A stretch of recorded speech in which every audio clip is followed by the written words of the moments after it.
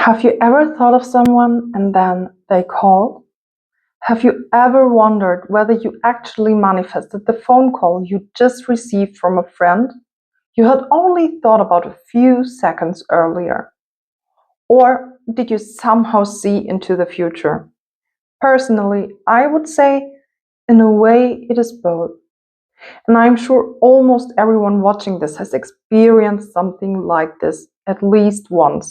You suddenly think about someone for no apparent reason, a person who was not in your mind a moment before.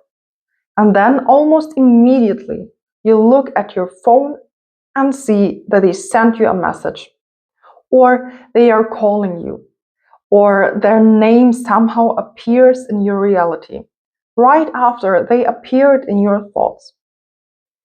And what is even more interesting is this. The closer you become to someone, the more often these moments seem to happen. It can feel almost normal between certain people. You think of them and then they appear. So the question is, why does this happen? What does it mean? And more importantly, what can we actually learn from it? And how can we use this understanding in our own lives? In the last video, we talked a lot about frequency, about vibration, and about how the frequency we embody attracts the things, people, and experiences that align with who we are. And that is exactly where I want to continue today. Because from that understanding, I want to introduce what could be called rule number 3. We are all one, and there are no real barriers. Now, I know you have probably heard this phrase before. We are all one. It has almost become spiritual cliché at this point. But even though many people have heard the words, very few truly stop and ask, what does that actually mean? And how can something that sounds so abstract become something practical in daily life? To begin exploring that, we need to look at something deeper. Albert Einstein once suggested something that completely changed the way many people viewed reality. He said that our experience of time and space may not be what we think it is. That there may not be a true separation between past, present, and future in the way we normally imagine it. And honestly, that is a difficult concept to grasp.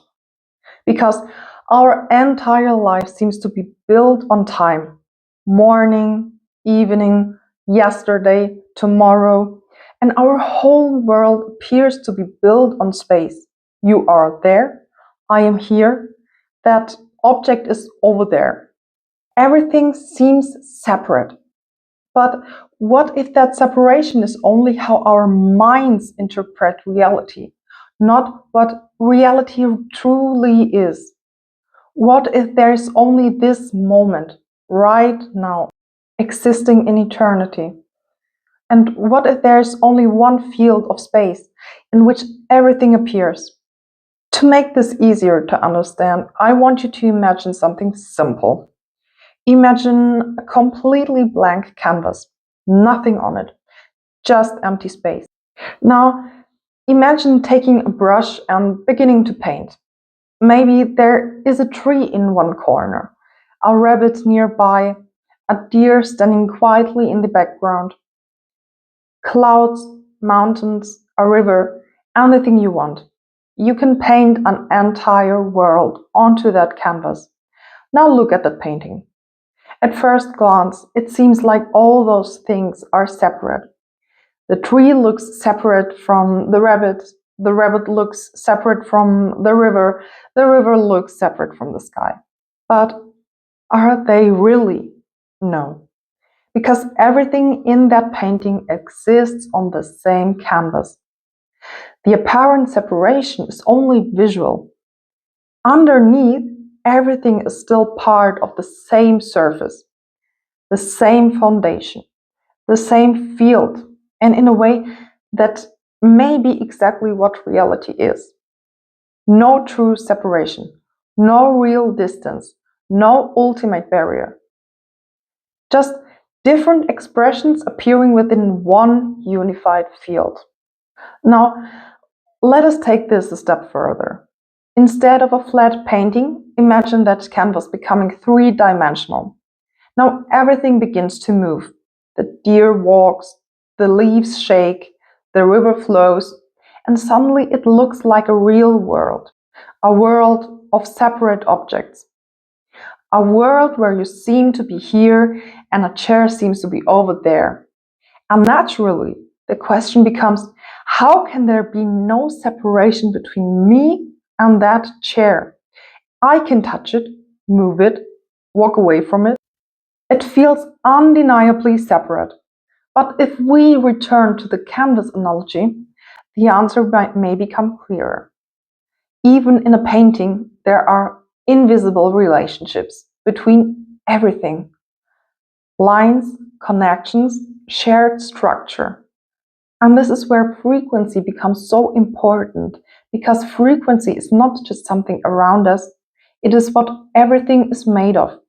And this is where I really want you to use your imagination. Imagine the room you are sitting in right now. The walls, the floor, the air, your body, the objects around you. Now imagine all of it in 3 dimensions, but instead of seeing solid matter, you see waves. Everything is waves. Everything is vibration, not just moving through the air, but becoming the air itself. Because frequency is not simply in the air, frequency is the air. And not just the air, frequency is everything. Because in reality, there is no such thing as absolute nothing. Even what we call empty space is not empty. Even a vacuum contains energy. Even emptiness vibrates, just at a different rate. Now imagine this visually. I'm going to use this little helper here. Wait a second. You are in a room, and throughout that room, waves are moving constantly. Okay, let's pretend. Soft waves, dance waves, interacting waves. And then there is a chair in that room. Where the chair appears, the waves become denser. Then you are standing in the room, and your body also appears as dense patterns of vibrating energy. A ball lies on the ground. It too is made of waves. Everything in the room, every object, every surface, every living thing is sending out vibration. I want to show it like that. I hope you understand what I'm trying to do here. And all of those vibrations are touching each other, kind of. So the chair is sending out vibrations, the person is sending out vibration, and at some point they are touching constantly, every second.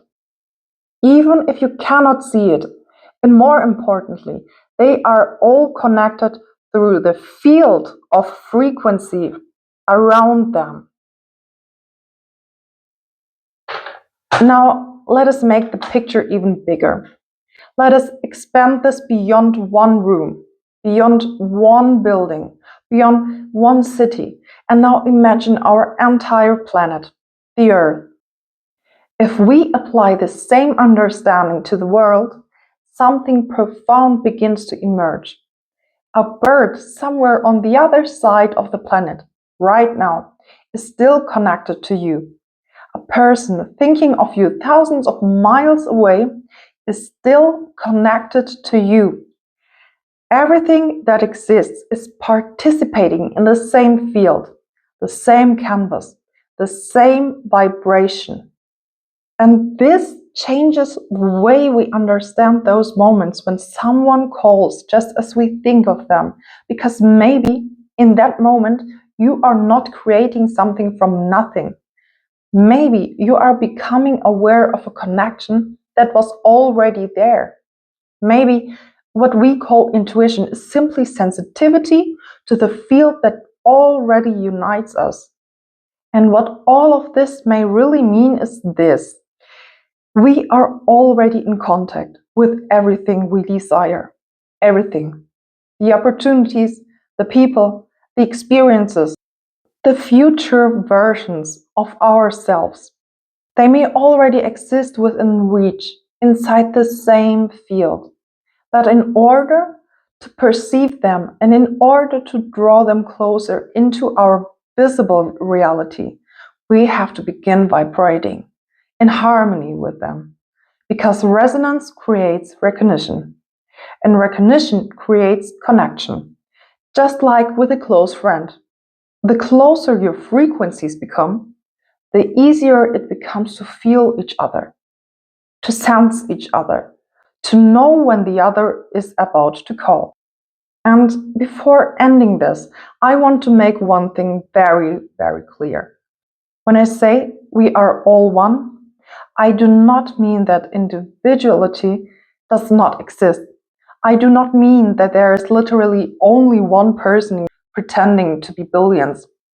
And I do not mean that you are somehow physically the tree outside your window. That is not what I mean. What I mean is something more subtle. We are connected constantly through waves, through vibration, through lines we cannot see. But each person still remains unique. Each soul, each consciousness, each being has its own signature, its own pattern, its own frequency. And maybe that is the beauty of all of this.